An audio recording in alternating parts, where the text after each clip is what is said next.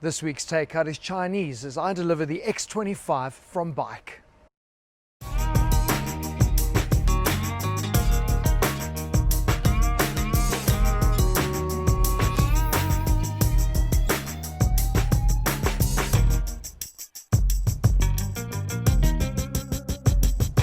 Yes, I know what you guys are thinking. Nice delivery BAIC, Marius. Very funny. But BAIC actually stands for Beijing Automotive Industry Corporation, BAIC. It is state-owned and they are seriously massive players in China. They've been around since 1958, but that means nothing because here in South Africa we hadn't heard of them until 2016 when they made an announcement of a massive 11 billion rand investment in a knockdown assembly plant just outside Port Elizabeth here at Kruger. And then in 2017 they officially came to market with their first vehicles. They launched the D20, which came as a hatchback and a sedan, and then they followed it up with this, the X25, to do battle in the fiercely competitive compact crossover SUV segment. It's got all the styling touches consumers shopping in this segment love. The dark cladding wraps around the entire car, and I do like the silver trim detail on the side sills as well as along the bottom of the windows. It adds an upmarket visual cue, and it's more prominent on the front and rear scuff plates. There is no LED technology, but what you do get are daytime running lights. I actually think the light clusters look really good. At the rear they're linked by more chrome detailing, but it's the front treatment that looks really great. The bonnet and bumper cutouts give the X25 a really purposeful look, further emphasized by the additional bonnet creases.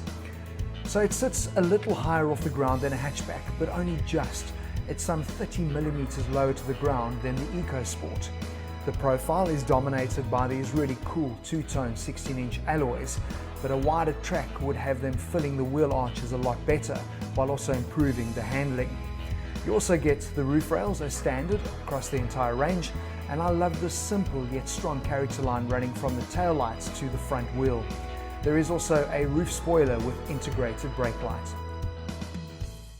Look, I think they've done a fantastic job with the toppings, but it's the base that counts, and getting that right is also the most difficult part. That partnership with Mercedes-Benz means the X25 actually runs on the older generation Smart 4 platform, so it's off to a really good start. And I must admit, the ride quality is actually good. It's only the worst of road surface that upset things. But to be fair, I haven't really been racing around in the X25 and pitching it into corners, but when you do, that is where you realize that it doesn't quite have the compliance and the suspension setup that Smart 4 would have had. There's a lot of body roll and it's easy to get your bike unsettled. But let's be fair, that is not what this car is meant to be doing.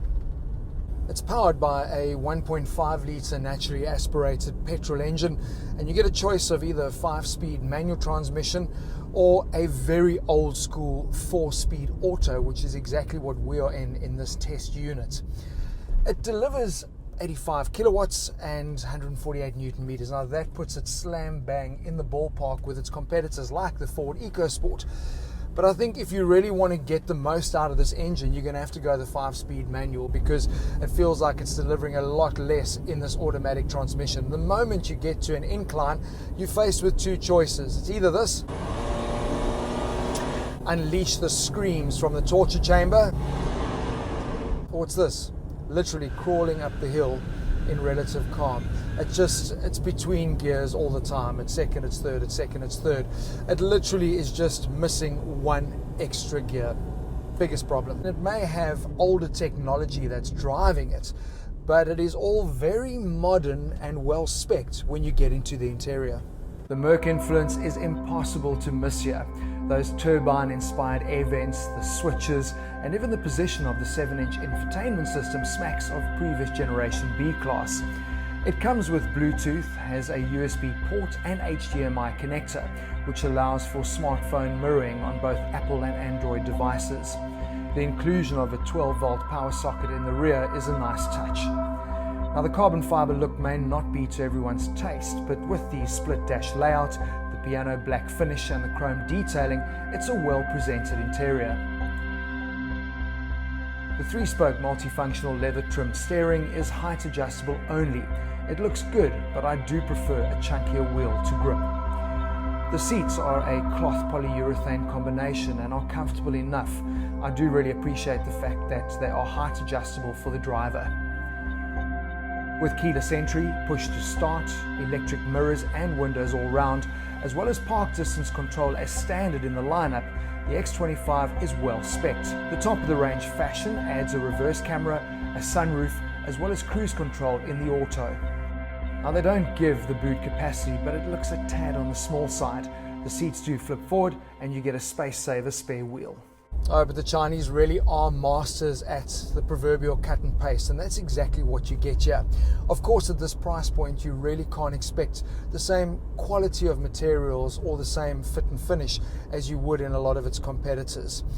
It's noisy on the startup, and when the engine gets revving, that noise intrudes into the cabin. And that literally comes down to just a lack of sound deadening and insulation.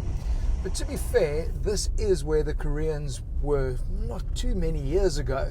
And look at the amazing premium product that Kia and Hyundai now produce.